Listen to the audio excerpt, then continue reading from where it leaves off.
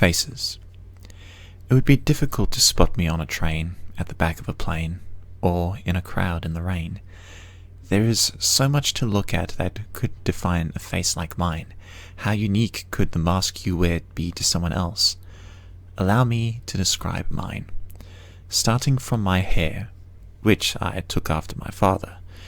It has never been longer than my ears, and if it was in my eyes, I would want to go bald soon after. Then to my ears, which are unexpectedly selective in what they want to hear. Little ridges make it look like my ears are made of tiny bridges, and have even been known to attract the attention of both flies and midges.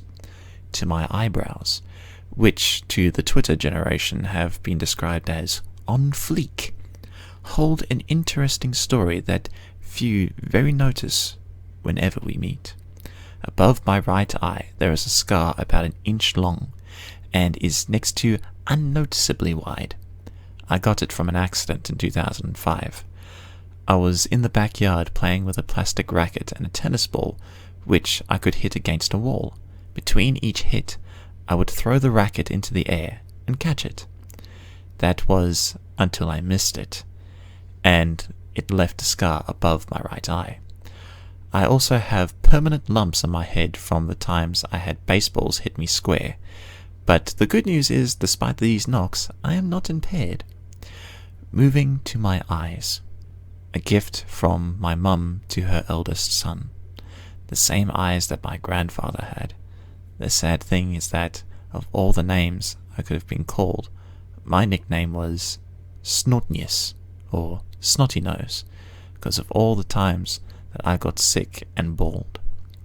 My father also gifted me a nose which sounds like a foghorn when it's blown. Hay fever is a great equalizer if you are outside and the sand and pollen is kicked up by the wind as it howls and it groans. Now to my mouth, which holds all my teeth.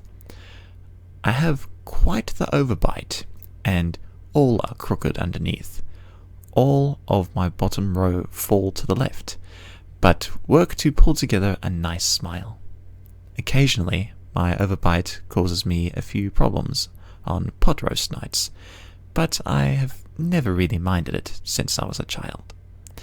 There you are, my face as best as I can describe. The time it took to perfect this would have been shorter if I chose not to hide. Regardless, if you would read this to someone who was blind, they could never forget a face, and my words will be a gentle reminder of mine.